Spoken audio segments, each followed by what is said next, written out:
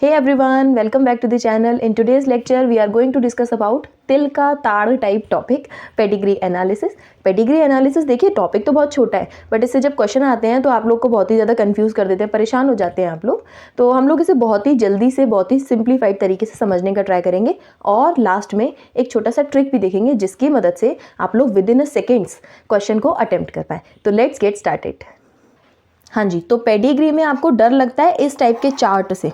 ये जो ऐसे चार्ट बने हुए आ जाते हैं ना और इन पर क्वेश्चन आ जाते हैं तो आप लोग कहते हैं हमसे तो हो ही नहीं पाएगा, हमें करना ही नहीं है ये। इस तरीके से इसको छोड़कर आ जाते हैं। देखिए इसमें ऐसे कोई लोड लेने वाली बात नहीं है, इसको समझना बहुत ही ज़्यादा ईजी है। अगर देखा जाए ना तो लिटरली पेडिग्री एनालिसिस में इतना कुछ है नहीं जितना आप लोग सोच लेते हैं।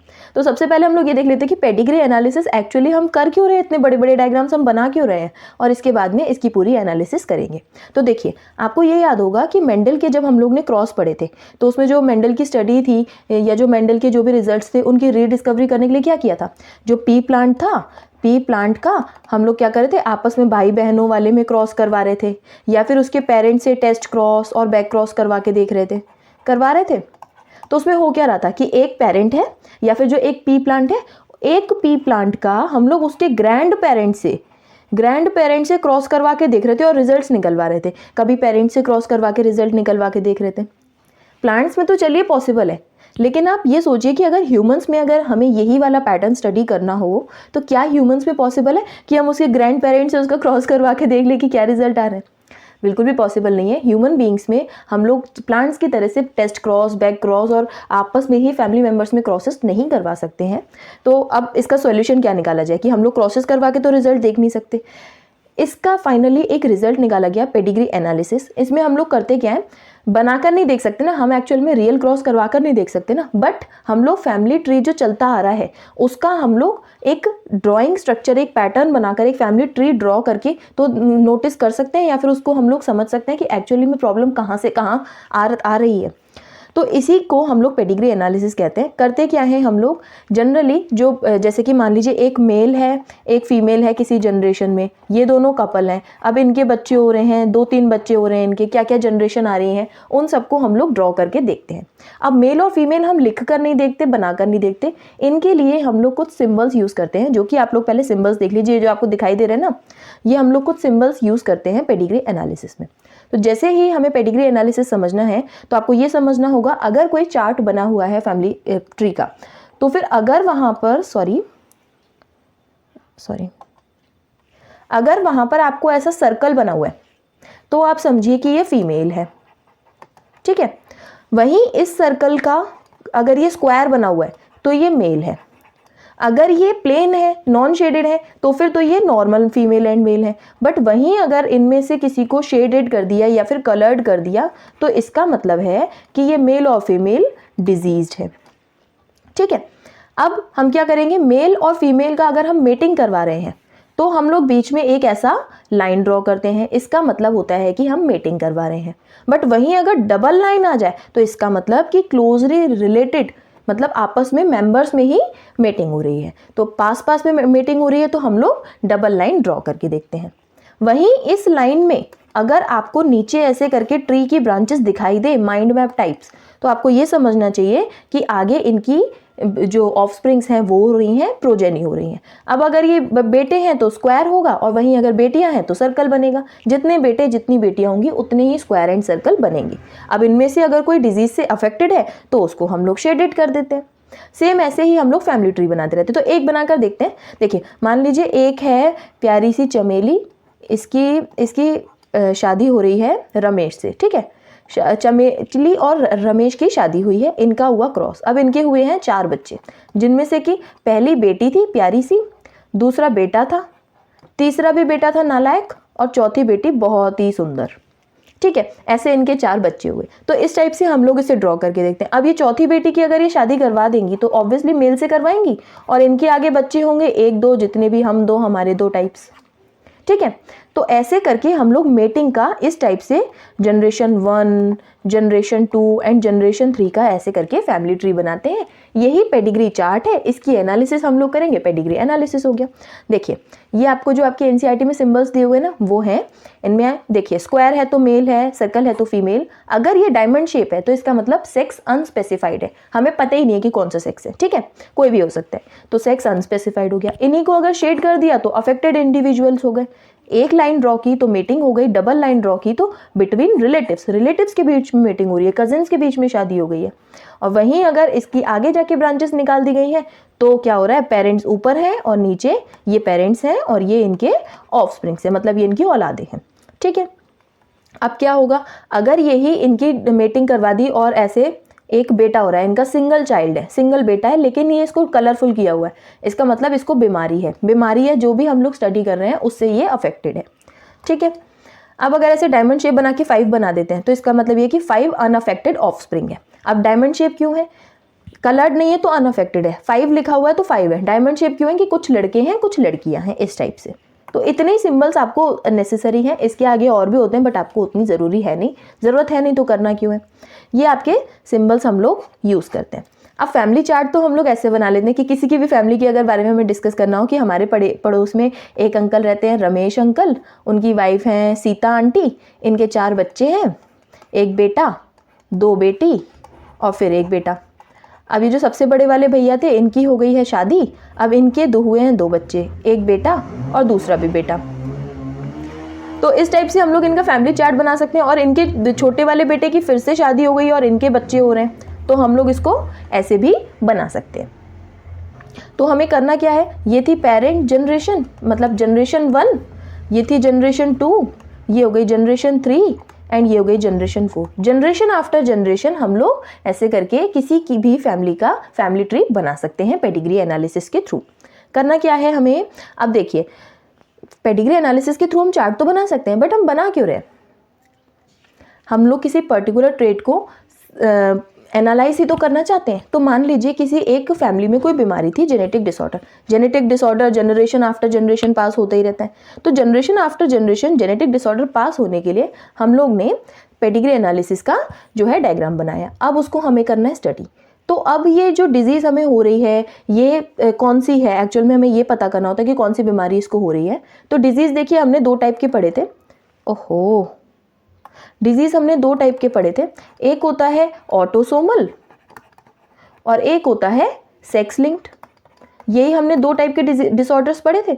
अब ऑटोसोमल में आपका डोमिनेंट एंड रिसेसिव हो सकता है, सेक्स लिंक में XY हो सकता है और XY में भी डोमिनेंट और रिसेसिव हो सकता है, ठीक है। सेम इसमें भी डोमिनेंट और रिसेसिव हो सकता है। तो अब जो फैमिली ट्री में जो कलरफुल हम लोग शेडेड पोर्शन बना के चल रहे हैं उसमें से बीमारी चल कौन सी रही है वो हमें मेनली क्वेश्चंस में पता करना होता है कि हमें एक फैमिली ट्री दिया हुआ है, अब बताना है कि इसमें से कौन सी बीमारी हुई होगी। तो हमें ये पता करना होता है जनरली हमें कहाँ से पॉइंट्स क्लूज देखने हैं वो के लिए जानना ज़रूरी है। तो सबसे पहले अगर आप देखें तो ट्रिक लगा सकते हैं आप लोग। देखिए अगर कोई बीमारी वाई लिंक्ड है, अगर कोई बीमारी वाई लिंक्ड है तो आपको ये बात समझनी चाहिए कि अगर वाई लिंक्ड है तो वाई क्रोमोसोम किस में होता है, मेल्स में। अगर कोई फैमिली ट्री ऐसा है जिसमें सिर्फ और सिर्फ मेल्स को बीमारी है तो वो वाई लिंक्ड है। वाई लिंक्ड का केस यहीं खत्म हो गया। अब आपको देखना है कि एक्स लिंक्ड है या फिर ऑटोसोमल है। कंफ्यूजन आपको यही होता है कि ऑटोसोमल है या एक्स लिंक्ड है। और दूसरी बात रिसेसिव है या डोमिनेंट है, आपको इन्हीं में मेनली पता करना होता है। तो इसके लिए आप लोग ट्रिक लगा सकते हैं बहुत ही छोटी सी। आप क्या करेंगे, सबसे पहले तो आप लोग ना कुछ पॉइंट्स ध्यान रखिए, आपको सीक्वेंस में पॉइंट्स याद रखेंगे तो इजी होगा सॉल्व करना। सबसे पहले आप डिफ्रेंशिएट कीजिए कि ये ऑटोसोमल है, ठीक है। सबसे पहले डोमिनेंट एंड रिसेसिव कीजिए। सबसे पहले आपको ये पता करना है कि ये रिसेसिव है या डोमिनेंट है। तो आप क्या करेंगे, रिसेसिव है या फिर डोमिनेंट है, ठीक है। अगर कोई पेडिग्री एनालिसिस का जो चार्ट है, पेडिग्री चार्ट है, उसमें से कोई ऐसा है कि जनरेशन जो है, जनरेशन 1 में भी बीमारी दिखी हमें, जनरेशन 2 में भी बीमारी दिखी हमें, जनरेशन 3 में भी दिखी, जितनी जनरेशन है हर जनरेशन में अगर हमें वो बीमारी दिखाई दे रही है तो इसका मतलब ये डिजीज़ हमारी डोमिनेंट है। और वहीं अगर मान लीजिए जनरेशन 1 में बीमारी थी ही नहीं, जनरेशन 2 में दिख गई, तो फिर ये हमारा रिसेसिव होगा। इसका मतलब क्या हुआ कि ये जनरेशन स्किप कर सकता है, बट इसमें जनरेशन स्किप नहीं होगी, इसमें स्किप नहीं होगी। ये पॉइंट आपको याद रखना है। दूसरी बात, अगर कोई आपको कहीं भी पूरे फैमिली ट्री में कहीं भी कोई मेटिंग ऐसी दिखी जिसमें कि मम्मी पापा में किसी को कोई बीमारी नहीं थी लेकिन बच्चे को बीमारी थी, तो इसका मतलब ये जो आपकी बीमारी है ये रिसेसिव की कैटेगरी में लाई करती है। ये पॉइंट्स, 2 पॉइंट्स आपको याद रखने हैं रिसेसिव एंड डोमिनेंट के लिए। अब आपको देखना है कि सेक्स लिंक्ड है या फिर ऑटोसोमल है। सेक्स लिंक्ड में से भी वाई तो अलग चला गया, अब आपको डिसाइड करना है कि एक्स लिंक्ड है या फिर ऑटोसोमल है। तो एक्स लिंक्ड एंड ऑटोसोमल के लिए आपको 2 पॉइंट्स याद रखने हैं।